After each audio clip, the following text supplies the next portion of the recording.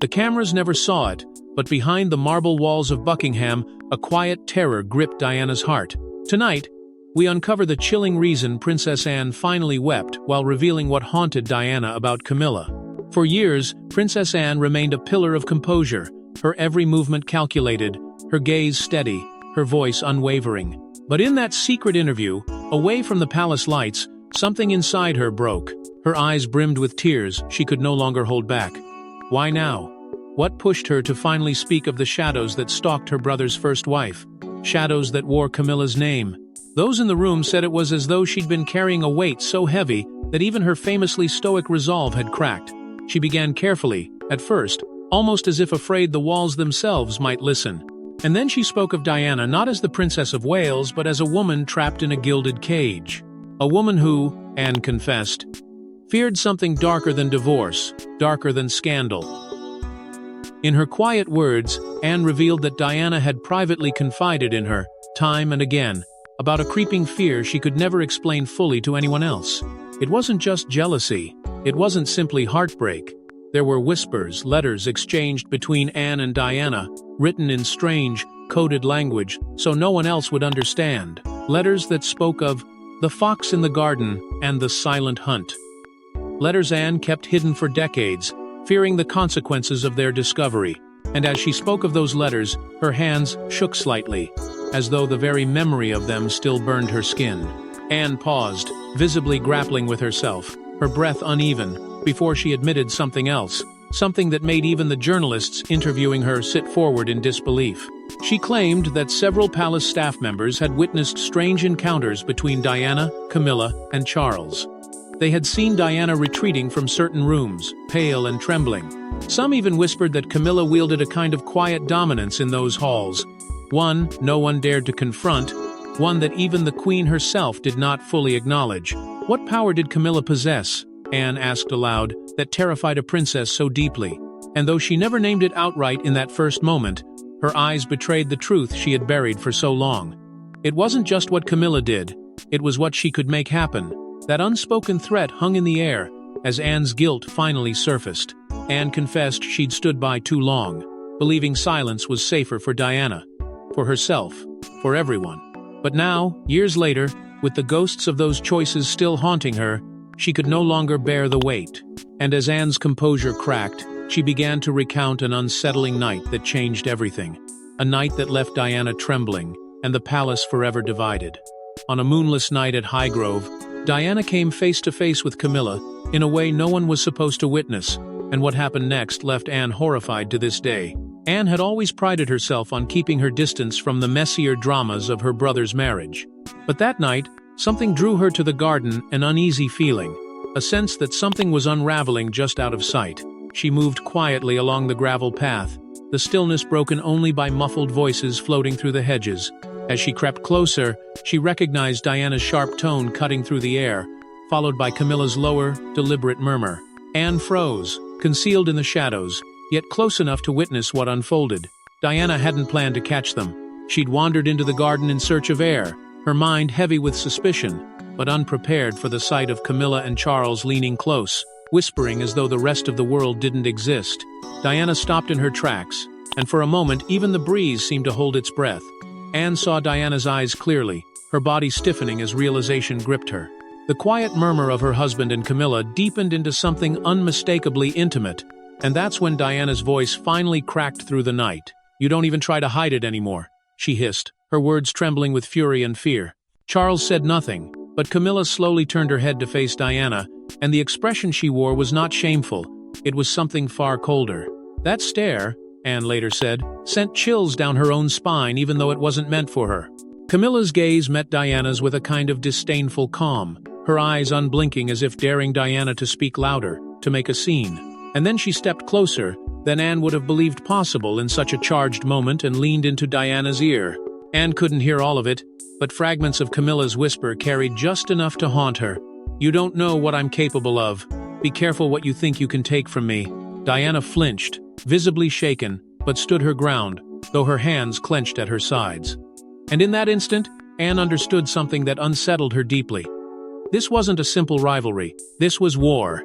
Camilla's boldness, her complete disregard for the quiet rules of the palace, stunned Anne. To witness it firsthand was to understand why Diana always seemed to be looking over her shoulder, why she carried herself like a hunted creature. And yet, as Anne melted back into the darkness, unseen by either woman, she was struck by what happened next. Charles finally spoke, though only to tell Diana to go back inside. His voice was cold, detached, almost as if rehearsed. Camilla didn't move, her expression unchanging even as Diana turned and walked toward the house, her face ghostly pale in the faint light. When the family gathered at breakfast the next morning, the palace was silent. Everyone acted as if nothing had happened, as though the night before had been nothing more than a bad dream. Diana's eyes betrayed her, though they darted nervously whenever Camilla entered the room. And Camilla, wearing a faint, knowing smile, sat down as if she already owned the place. But what Anne overheard in the days that followed revealed that Camilla's grip on the royal machinery was even more sinister than she had feared. Anne discovered that Camilla wasn't acting alone. She was at the center of a clandestine circle pulling strings behind the Queen's back, and Diana knew it. After that night at Highgrove, Anne's unease only deepened. She began noticing subtle but undeniable patterns. Camilla slipping away at odd hours, hushed conversations with men in tailored suits who never stayed long enough to draw attention, and notes exchanged behind closed doors. It didn't take long before Anne pieced together what no one else dared to say aloud. Camilla was orchestrating something far greater than a mere affair. In the weeks that followed, Anne stumbled upon a series of private meetings between Camilla and key advisors, who Anne assumed had been loyal to the Queen. But in quiet corridors and locked studies, she saw them gathered around Camilla, leaning in, hanging on her every word, as though she already wielded the authority of a queen herself. It shook Anne to her core to realize how deeply these alliances had been forged, how many within the palace had quietly shifted their allegiance. It became clear that the so-called old guard of the monarchy, the rigid, traditionalist members of the household, had chosen sides. To them, Camilla represented continuity and familiarity, someone who fit their vision of the royal future. Diana, with her compassion and independence, had always been an outsider to them, a disruption they could never fully control. More and more, whispers reached Anne's ears, whispers of financial favors exchanged, of hidden accounts moved to protect Camilla's interests, of deliberate leaks meant to tarnish Diana's public image. It was in one of their private moments that Diana finally confided the weight of what she was enduring. With eyes darkened by exhaustion and fear, she told Anne she felt hunted in her own home. Every room, she claimed, felt like a trap. Every smile from the staff felt rehearsed, as though they already knew her fate and were merely waiting for it to unfold. And in her voice, Anne heard the unmistakable note of despair that no amount of public applause could mask. What disturbed Anne most was watching how easily Camilla influenced not only Charles but even the palace staff. The way they deferred to her, carried out her subtle commands without question, and ensured that she was always 2 steps ahead of Diana. Anne realized that Camilla's power was not only over Charles's heart but over the very machinery of the monarchy itself. And for the first time, Anne began to fear that speaking out might cost her everything. She caught herself second-guessing every word, every glance, terrified that even her own confidences would find their way back to Camilla's circle. The air inside Buckingham felt charged, dangerous as though any wrong move could spark a quiet but devastating retaliation. And yet, nothing prepared Anne for the devastating evidence Diana entrusted her with, evidence that would make her break down in disbelief. When Anne opened the sealed envelope marked, "For Anne's eyes only," she finally understood why Diana had been terrified of Camilla and why she could trust no one else. The envelope had arrived quietly, delivered into Anne's hands without ceremony, as though it were nothing more than an afterthought. But the moment her fingers traced the elegant, slanted script, she knew what she was holding was dangerous. She waited until she was alone, completely alone, before breaking the seal. Inside were several pages of Diana's unmistakable handwriting, each one dense with words that trembled on the paper. Words written by a woman desperate to be heard even after she was gone. Anne began to read, and the air seemed to thicken with every line. The pages were filled with cryptic warnings about Camilla's intentions, phrases written in riddles only Anne could understand. Diana wrote of the silent fox in the henhouse, of rooms that listen when no one speaks, and of a game being played where she could never win. The deeper Anne read, the clearer it became. Diana had feared Camilla not simply as a rival but as a master manipulator with an uncanny ability to bend everyone and everything to her will. Then came the accusations, sharp, unflinching, impossible to ignore. Diana described how Camilla had allegedly threatened to expose details of her private life if she dared to step out of line. "She knows things," Diana wrote. "Things no one should know, and she will not hesitate to use them. You must believe me." Anne's breath caught when she reached the passages detailing how Camilla had, according to Diana, orchestrated leaks to the press, designed to humiliate her publicly while appearing perfectly innocent behind palace walls. The betrayal ran deep, and Diana's words were laced with anguish at being powerless to stop it. What unsettled Anne most was not just the accusations themselves, but the ruthlessness of the language Camilla reportedly used, captured verbatim in Diana's careful script. Anne read over and over phrases Diana claimed to have heard whispered, "You're nothing without this crown. One day you'll beg me to show you mercy. And the cruelest of all, even your children won't remember you the way you want them to." Anne's hands began to shake. For all the steel she carried in her own heart, she wasn't prepared for the rawness of what lay before her. Her tears fell silently, leaving dark spots on the paper, as she realized just how alone Diana must have felt when writing these letters, how deeply she'd believed that no one else could be trusted with these truths but Anne herself. The weight of those pages was almost too much to bear, yet Anne kept reading, driven by the need to know everything.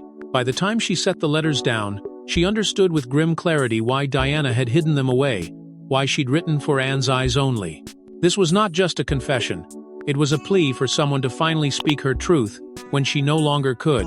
But the final revelation wasn't in the letters. It was in a whispered confession Diana made to Anne days before her tragic end. On a stormy afternoon, Diana grabbed Anne's hand and, with trembling lips, revealed the darkest secret of all. A secret Anne still struggles to speak aloud. The atmosphere that day was electric, heavy with unspoken words and the roar of rain on palace windows. Diana had asked Anne to meet her privately, insisting it could not wait. When Anne arrived, she saw a woman on the edge, her composure cracked, her usual grace replaced with a raw fear that unnerved even Anne. Without hesitation, Diana clutched Anne's hand and pulled her closer, her eyes darting to the corners of the room as though she expected someone to be listening. What followed would leave Anne shaken to her core. Diana confessed that she no longer felt physically safe in Camilla's presence. In a voice so low, it was almost a whisper, she admitted that whenever she was near Camilla, she felt an unshakable dread, as if something unspeakable might happen if she misstepped. Her words carried the weight of someone who no longer trusted her own instincts, yet knew the danger was real. She described moments, glasses of wine that left her dizzy, sudden bouts of confusion at public events, private encounters with Camilla, where she swore she felt threatened without a single word exchanged. But it didn't stop there, Diana suggested, in halting sentences, that there had been deliberate attempts to sabotage her mental health.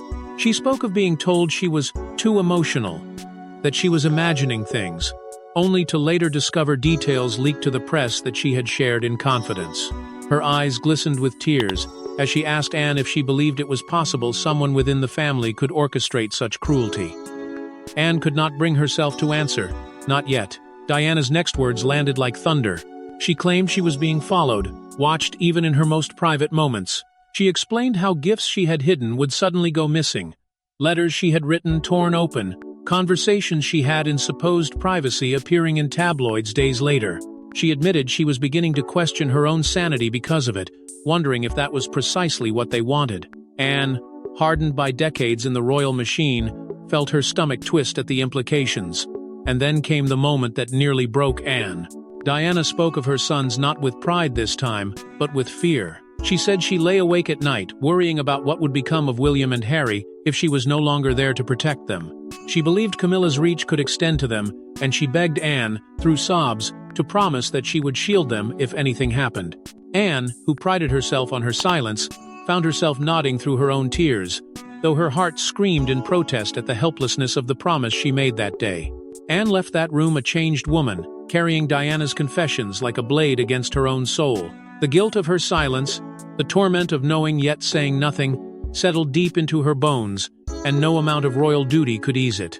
And then came the moment Anne could never forget, the moment she saw with her own eyes what Diana had warned about all along. It was in the royal gardens, under the cover of night, that Anne witnessed the shocking confrontation between Diana and Camilla, proving everything Diana had feared was real. The evening air carried an eerie stillness that clung to the grounds like a warning. Anne had walked outside seeking quiet, hoping to clear her head from the storm of revelations Diana had already shared.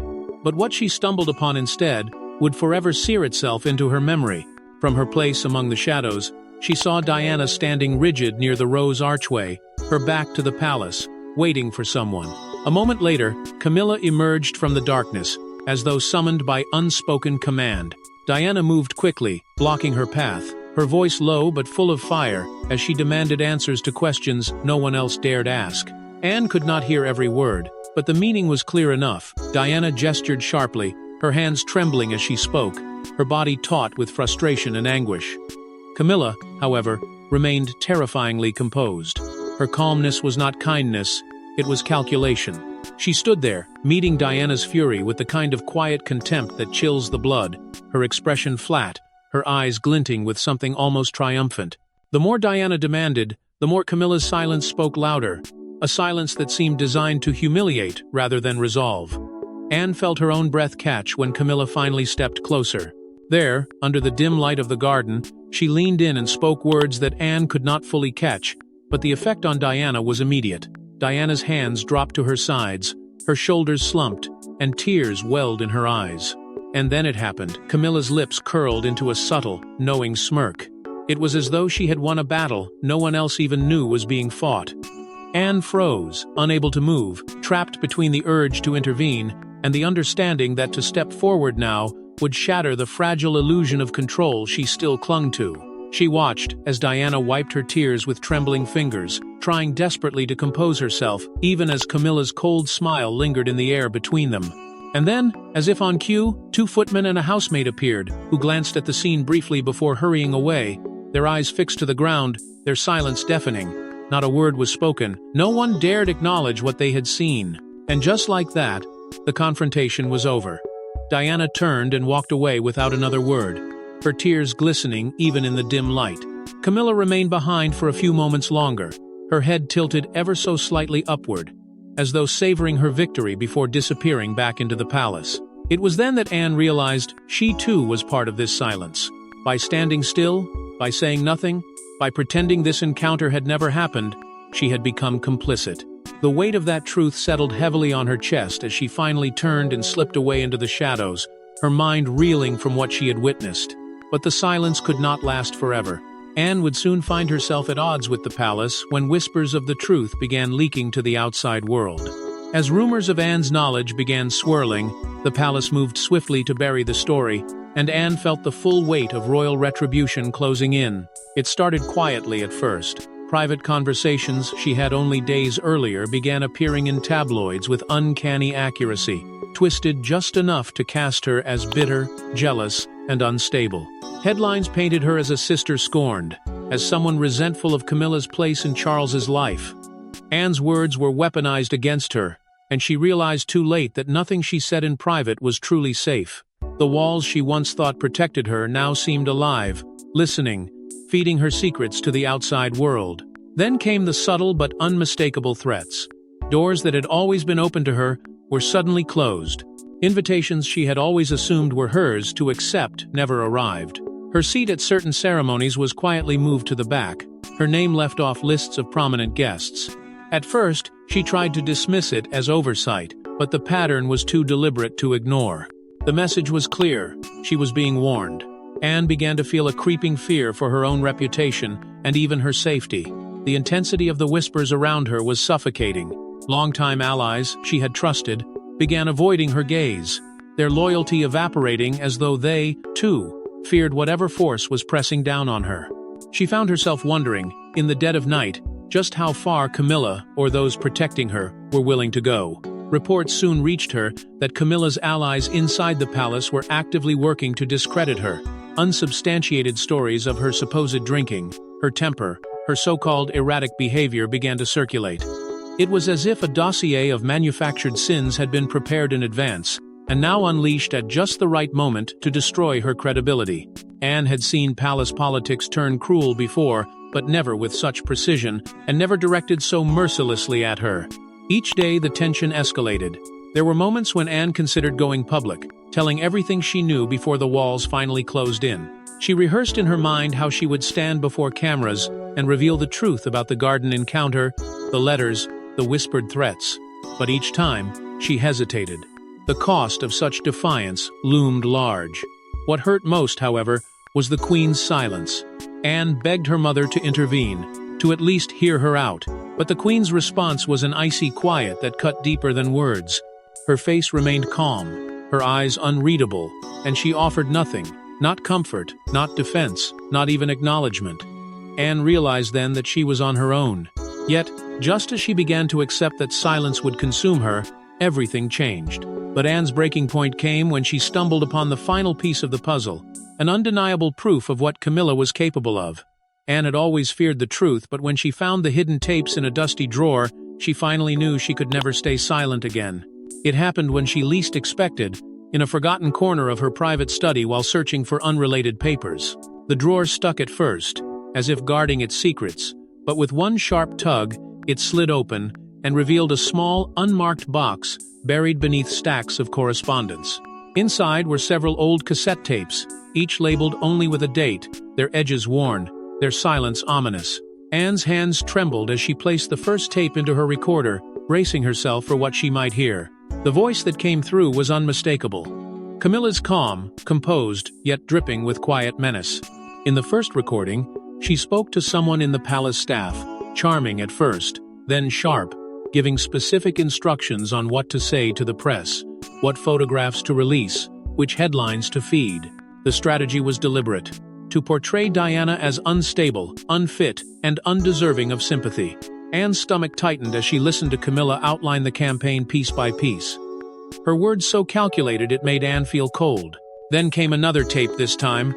Camilla's voice grew darker, more personal. She spoke about Diana as though she were a problem to be eliminated, calling her a liability, and warning that Diana needed to learn her place before it's too late.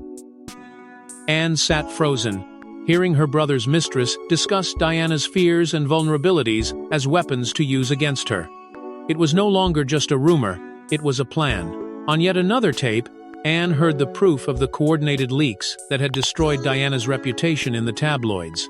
Camilla laughed quietly as she listed journalists by name, instructing her confidant on which damaging stories to release and when, even down to the timing of photos that would humiliate Diana most effectively.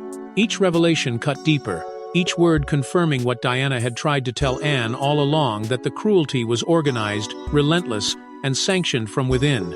Anne's grief and rage boiled over. Tears blurred her vision as she listened to the final tape, where Camilla mocked Diana's plea to be left alone, calling it pathetic, and claiming no one would ever believe her, even if she spoke out.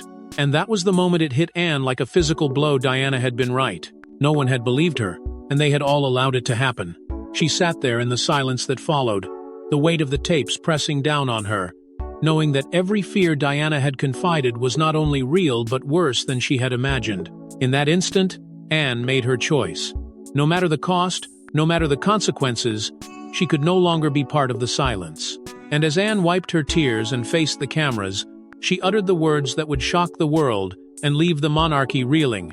With her voice breaking and tears streaming, Anne revealed to the world why Diana feared Camilla, changing forever how we view the crown and the woman who wore it.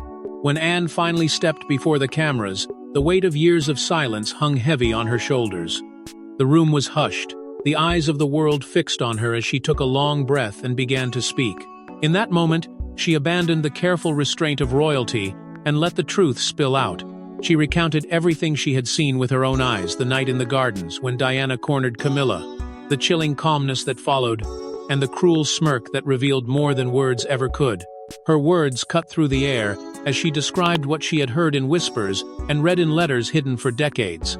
She spoke of the cryptic warnings Diana had confided to her, the chilling threats captured on tape, and the orchestrated leaks designed to destroy a princess from within her own palace. She admitted she had watched as Camilla pulled strings from behind the throne, weaving a quiet but ruthless power around herself, while Diana unraveled. And then, in the most searing moment of all, Anne acknowledged her own guilt. She confessed that she, too, had remained silent for far too long, that fear of retaliation and loyalty to the institution had kept her quiet, as Diana's spirit was crushed under the weight of lies and betrayal. Her tears fell freely as she said what no one had expected to hear from her. "I failed her. I saw her breaking, and I did nothing." The reaction outside was immediate and electric. As Anne's words broadcast around the globe, the public erupted with a stunned fury. Calls for accountability rang out, questions about the monarchy's complicity began to echo through Parliament and the press, and the image of the crown was shaken to its very core. Some wept in solidarity, others demanded resignations, but no one could ignore what Anne had unleashed. And yet, as the storm raged beyond the palace walls, Camilla remained silent. No statement, no denial, no defense. She appeared at her next engagement as though nothing had happened, her expression unreadable, her silence louder than any rebuttal could have been. That silence spoke volumes, and to many, it felt like confirmation. Anne stood there, weary but unbroken, reflecting aloud on Diana's courage to endure what she had endured, and her quiet dignity in the face of such cruelty. Her voice faltered as she admitted that it had taken her years to understand the depth of Diana's pain, and longer still to find the strength to speak of it. And then came her final words, haunting, undeniable, and unforgettable. With her eyes glistening and her voice steady at last, she looked into the cameras and said simply, "Diana was right to fear her." And with that, Anne stepped away from the cameras, leaving the world to grapple with the shadows she had brought into the light, shadows that will never be forgotten. Thanks for watching. Don't forget to like and subscribe, and we will see you in the next one.